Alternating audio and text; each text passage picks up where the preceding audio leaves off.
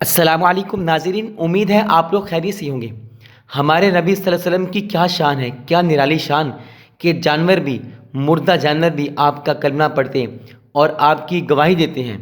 ایک عرابی نے مردہ گو کا شکار کیا اور کہا میں اس شرط پہ اسلام لاؤں گا کہ اس کو کلمہ پڑھا دیجئے۔ تو حضرت عمر فاروق رضی اللہ تعالیٰ عنہ کی حدیث ہے، فرماتی ہیں کہ ایک مرتبہ حضور صلی اللہ علیہ وسلم اپنے صحابہ کرام کی محفل میں تشریف فرما تھے کہ بنو سلیم کا ایک عرابی آیا اور اس نے ایک گو کا شکار کیا تھا اور اسے اپنی آستین میں چھپا کر اپنی قیام گاہ کی طرف جا رہا تھا۔ عرابی نے جب صحابہ کرام کی جماعت کو دیکھا تو اس نے کہا یہ لوگ کس کے گرد جمع ہیں؟ لوگوں نے کہا اس کے گرد جس نے نبوت کا دعویٰ کیا ہے۔ وہ لوگوں کے درمیان سے گزرتا ہوا آپ علیہ السلام کے سامنے آ کھڑا ہوا اور کہنے لگا نعوذ باللہ مجھے آپ ناپسند ہو۔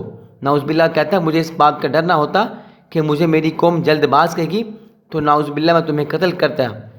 اس طرح کے الفاظ کہے۔ حضرت عمر فاروق رضی اللہ تعالیٰ عنہ نے حضور علیہ السلام سے عرض کیا اے اللہ کے رسول مجھے اجازت دیں میں اس کا سر قلم کر دوں، اس کی گردن اڑا دوں۔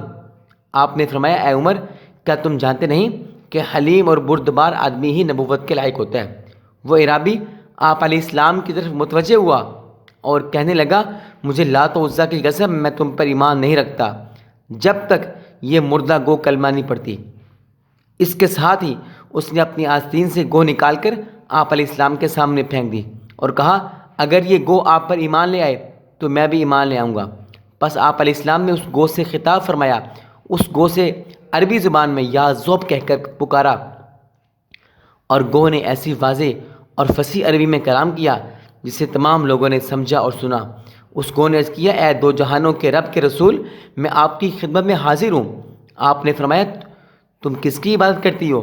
اس نے عرض کیا میں اس کی عبادت کرتی ہوں جس کا عرش آسمانوں میں، زمین پر جس کی حکمرانی، سمندر پر جس کا قبضہ، جنت میں جس کی رحمت اور دوزخ میں جس کا عذاب ہے۔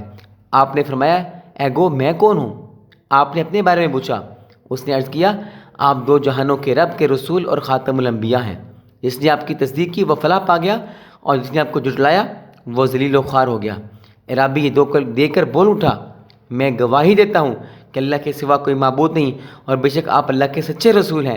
جب میں آپ کے پاس آیا تھا تو روئے زمین پر آپ سے بڑھ کر نعوذ باللہ کوئی شخص مجھے ناپسند نہ تھا، اور باخدا اس وقت آپ مجھے اپنی جان اولاد سے بڑھ کر محبوب ہیں۔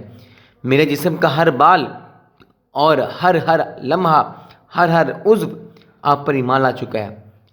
آپ علیہ السلام نے فرمایا اس اللہ کے لیے ہر تعریف ہے جس نے تجھے اس دین کی طرف ہدایت کی جو ہمیشہ دین غالب رہے گا، کبھی مغلوب نہیں ہوگا، اور اس دین کو اللہ تعالیٰ صرف نماز کے ساتھ قبول کرتا ہے۔ آپ علیہ السلام نے اس کو سورہ فاتحہ اور سورہ اخلاص سکھائیں۔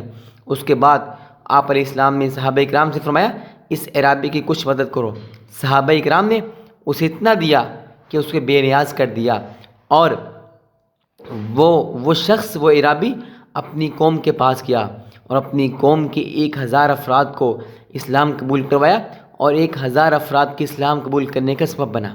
ناظرین جانور بھی میرے نبی صلی اللہ علیہ وسلم کی گواہی دیتے ہیں کہ آپ سچے نبی اور نبیوں میں سے سچے نبی اور سب نبی سچے، آپ سچوں کے سچے نبی اور آپ خاتم الانبیاء۔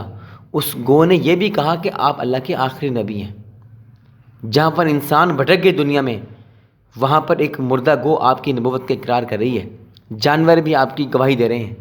ناظرین گو کی اوسطاً عمر 10 سے 15 سال ہوتی ہے، بعض اقسام میں 30 سال بھی گو کی عمر ہوتی ہے، اور کم و بیش 30 انڈے دیتی ہے جو کہ کچھوے کی طرح مٹی کے گھونسلے میں دبا دیتی ہے۔